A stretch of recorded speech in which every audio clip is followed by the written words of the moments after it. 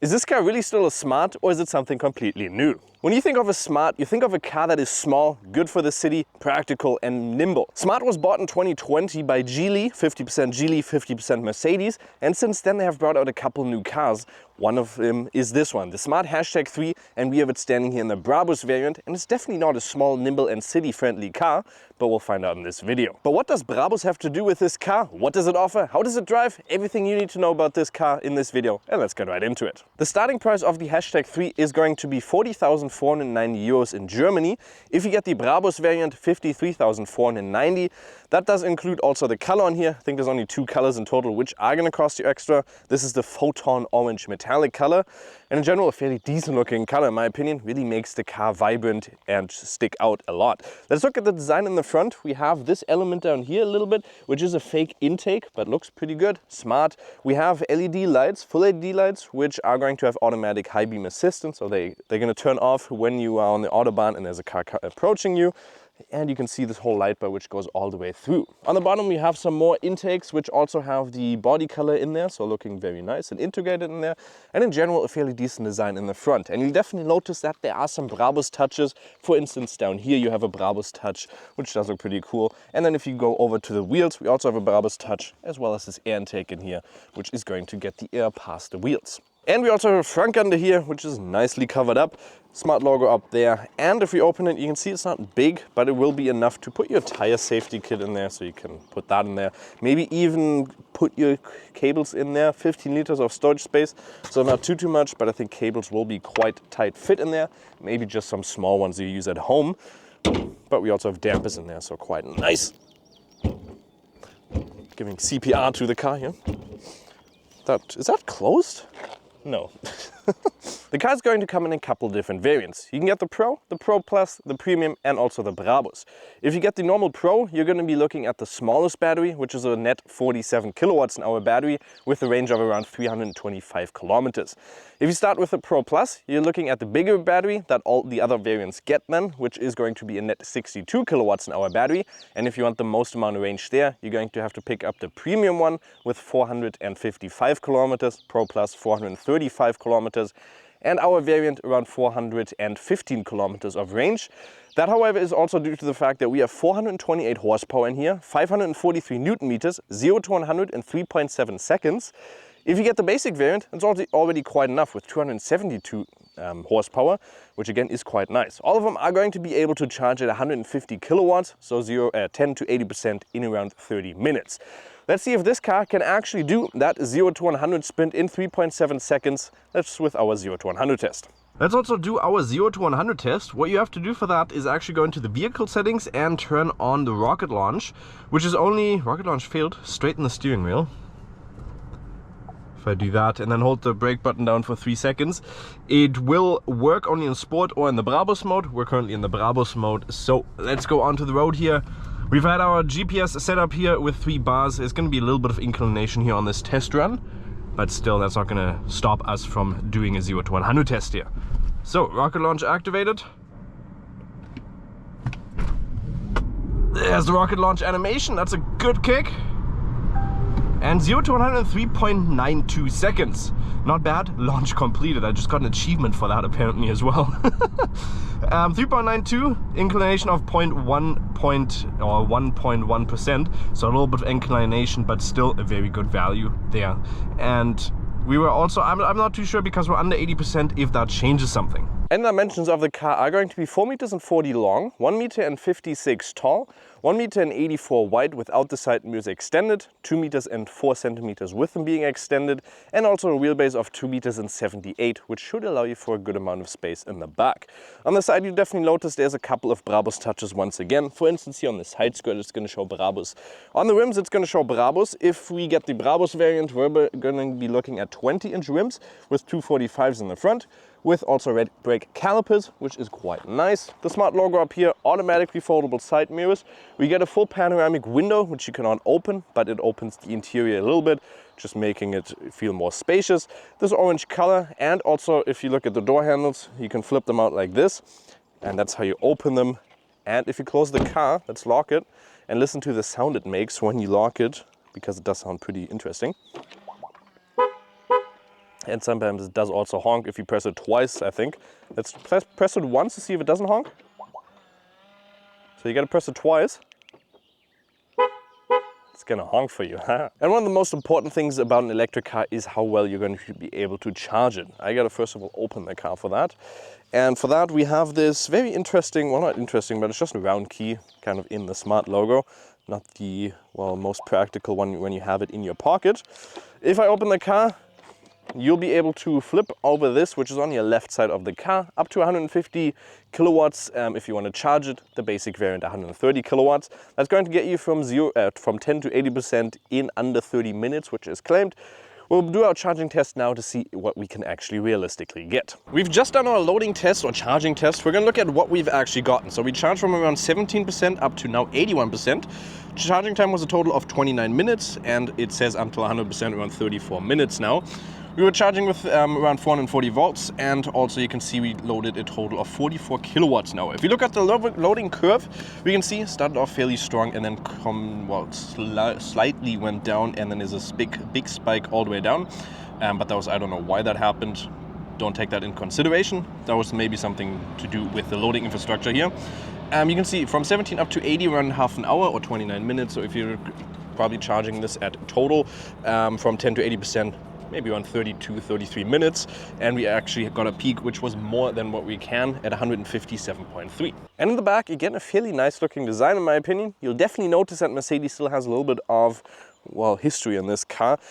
Every time I look at this back, it reminds me of almost every single new Mercedes car that basically exists. This light bar down here, which is going to be full LED once again.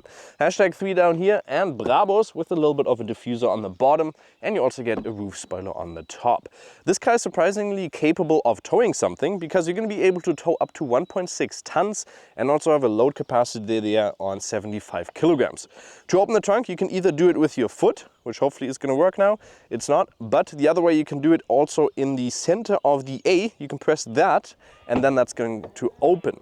In here we have 390 liters up to 1,160 liters, which is not the most, but it is still going to give you a little bit of practicality here. We have some pockets on the side here, which is going to be quite nice, as well as a 12 volt up there. And if we look down here, we have 60 liters of storage space on the bottom here, where you're going to be able to put your charging cables. As you can see, this is a brand new car, so that's never been touched. You're going to be able to do this, and you can obviously flip over the rear seats. And you also get a little bit of safety curtains up on the top. And space in the back here with a wheelbase of 2.78 meters should be fairly plenty. One thing I definitely notice is, well, first of all, the seat in front of me is in the easy to get into kind of position. So it should theoretically move a little bit more forward, more like the way it's sitting here. So you would have a little bit more knee room. I'm 1.80 meters tall, 5'11". What I also notice is footroom is not that great, but I think I'm also on the lowest setting when it comes to the seat in front of me. But I cannot fully put my feet under there. However, quality in here is quite nice. You have this very plush carpet in here, which feels good. Makes the car just feel a little bit more luxurious in the inside. And quality is definitely not that bad, especially for 50,000 euros. The quality is quite nice.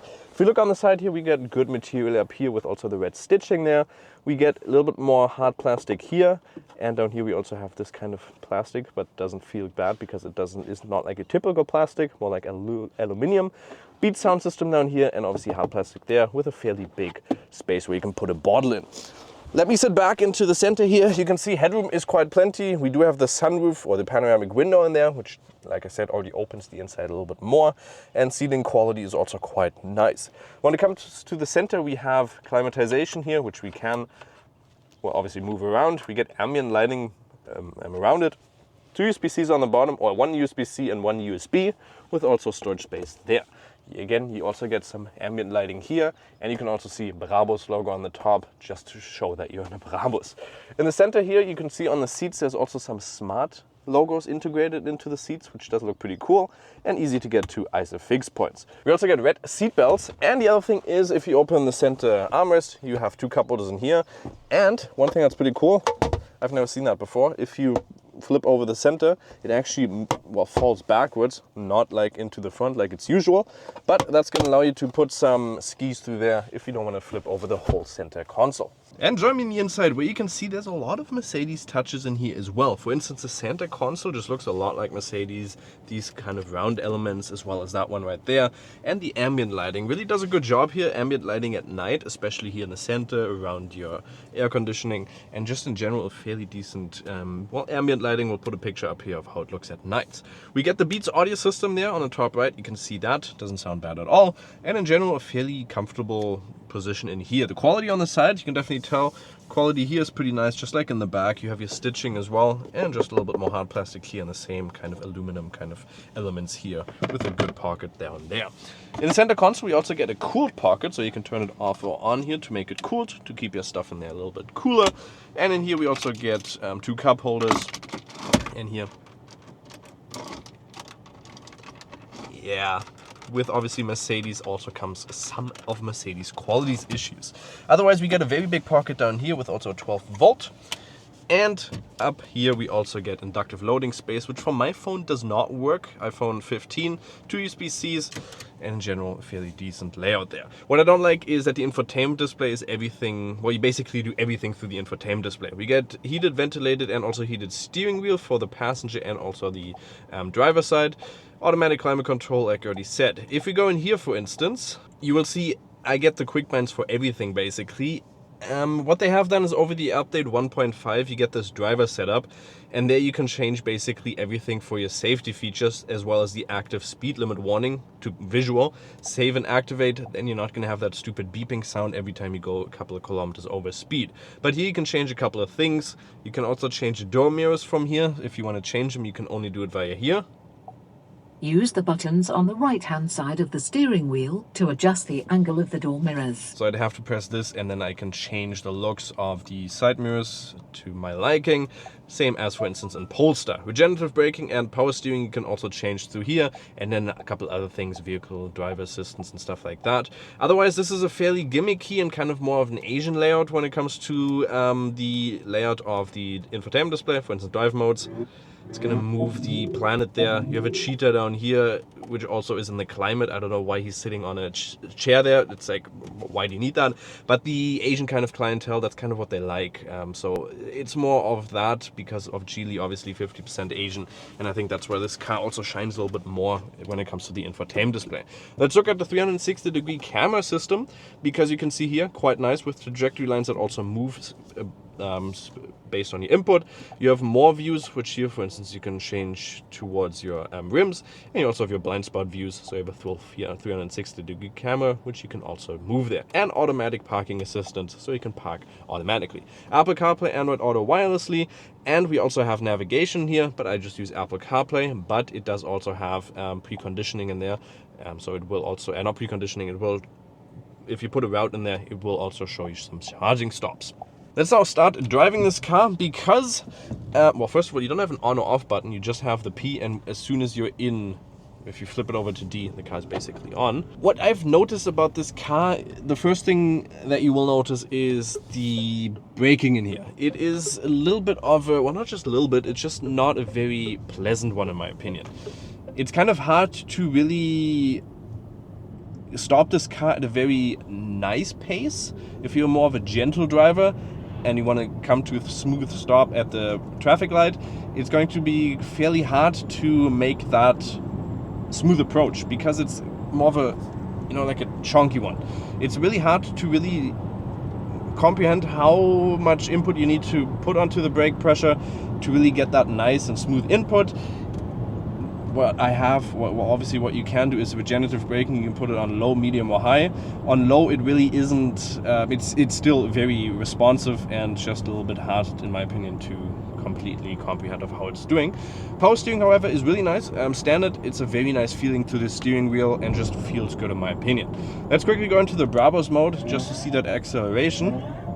We already did our 0 to 100 test, where you have that like cheetah stance. But here, just from 50 up to 100, that's a good punch right there, and that is 100. I mean, that is fairly quick. You're definitely going to experience quite a, well, decent amount of acceleration, overtaking, no issue. But do you really need that full 428 horsepower when the base variant already gets 272? That's the thing you kind of got to take into consideration. Obviously, this offers quite a lot of fun. Otherwise, there's also a couple of things you can change when it comes to the sound of the engine. If you go into the vehicle settings and then go down, actually not the vehicle settings, it was, where was it? General. And then you can have like Smart Original. Yeah, also steering feels really good in my opinion. And cornering capabilities are also quite given in this car, which is nice. The sounds in here, in my opinion, I just leave them turned off because they really are a little bit annoying and they're not too much difference, especially from the Smart Original to the classic one. There's not much difference in there. But driving characteristics of this car is definitely quite sporty. And you will also notice that in the suspension, it's a little bit more on the sportier side. But I mean, that acceleration is quite nice. It definitely gives you some sporty vibes in here. Suspension here is definitely a little bit more on the sportier side. You will notice bumps quite often, and sometimes if you're driving over very rough spots, then it is going to be a little hard in your back. But still, I think it does a good job of balancing it sometimes between sportiness and comfort. Otherwise, assistant features are quite plenty. You can do everything through the buttons on the left side here. Adaptive cruise control, blind spot assistance, stuff like that. Also, surrounding view of this car is quite good. You get a decent amount of view out the back. In general, good amount of space. And obviously with that 360-degree camera, it's not going to be an issue finding parking spots in the cities. 4 meters and 40 is obviously not like what Smart used to be. Compact, nimbly, and just good around the city. But you also get a turning circle of 11 meters, which again is not that high, and therefore you will still not have too much issues finding a parking spot. Well, compared to that, let's call it realistic historical Smart, that's gonna have no issues finding a parking spot anywhere. When you're blinking, you will obviously hear there's quite a lot of sounds in this car. You will also show you your 360-degree camera if you're going slow enough and blinking, which is quite nice. And in general, sound isolation here is also quite decent. Top speed of 180, which is for all models, and even at those speeds, quite nice to drive. And here we are quickly on the Autobahn. Let's just go into Brabus to see the acceleration here from around 100 up to 180. Let's just quickly see. So here's 100, kick it, 110, 120, 130, 140, 150, 160, 170, 180, and that is top speed, limited at around 184. Outside noise is still fairly quiet in here. You will just notice a little bit more of the wind noise, obviously, 185 there. A little bit more wind noise, but that's about it. Otherwise, planted to the ground here. 180 is not too fast, by the way. Or not by the way, but just for German standards, so the car does a fairly decent job here. If you want a full review of the consumption, there's also a top video on the top right. Consumption is claimed around 17.6 WLTP combined. We've been looking now at, for a long time, well, not long time, but last charge, 18.2. I've gotten it down to 17.6. The last couple of miles or kilometers have mostly been a little bit more sportier driving, but still 18.2, definitely not bad. And you can definitely get it down to those 17.5 or 6 if you also drive an eco, and one pedal driving, you can get it down quite a lot more. Let's drive a little bit faster into this corner. Oh, there we go. You can hear that, the back trying to kick out a little bit. It's sometimes a little bit finicky to get that acceleration completely going the way you want it, because it sometimes, but just occasionally, takes a little bit of a think second before it actually implements the acceleration. But I've only had that a couple of times. I had it there for a second because I was trying to hit it at the apex and not while I was basically already outside or in the center of the two corners. I was trying to accelerate after it. So it does that sometimes. And these are some nice hairpins here, or just some two corners where I can also test the speed of the car. A little bit of sliding in the back. Braking before. Nah, it's some good handling. That's actually really decent. That does feel good. It's a fairly high car, so you might expect, okay, it's not going to have the best precision there. But there's actually not too much body lean and fairly decent cornering capabilities. The back does want to step out a little bit. You definitely felt that there when I was accelerating a little bit before the corner. But otherwise, it's actually quite nice. It does feel a little bit sometimes just like it wants to slide a little bit, and you can't completely control it. Not in the sense that you can't control it at all, but it just feels a little bit floaty sometimes, especially there for a second. Especially when you're going a little bit faster and trying to go over or trying to drive the corners, it does feel a little bit floaty, but still Good cornering capabilities, very nice climb to the ground. Obviously, electric cars always have a very nice split of the weight, so probably a 50-50 on this car as well. They didn't completely say that in the press release, so I can't say if it's a 50-50 or not. But still, it was quite nice to actually drive that around those corners, and actually quite sporty. And there you go. It does try to get out at the back quite quickly. You can definitely tell that I wasn't going fully on the power, but the back was trying to slide. Maybe we can, if there's nobody coming in the second here, we can maybe do a little bit power drift. I mean, if you turn on off ESC, this is probably going to be fairly sporty. There you go. You heard that back screeching there. And I wasn't even too fast in my opinion. So if you turn ESP on off in here, you can definitely slide that rear quite quickly. Wow, okay. That biker is having a nightmare. So what is my final verdict on the Smart #3 Brabus? It's not your typical Smart, but I think it's been since 2020 they have not been kind of what they used to be, and they are redefining the brand Smart. And the loyal customers that were there before are probably not there anymore, so the new customers might enjoy this car quite a lot. And I think that's one thing you got to take into consideration. It's not going to be your Smart from that you know from pre-2020. Otherwise, it's a very good looking car. You get a lot of standard equipment. It's fun to drive. The only thing that is not that fun is, for instance, the infotainment display. You can definitely tell that that is for the Asian market. And also the braking system in here, the recuperation, not my favorite cup of tea there. Otherwise, in my opinion, like I said, good looking car, fairly nice to drive. What do you think of the car? Let me know in the comments, and make sure to like, subscribe. We'll see you next time. Bye bye.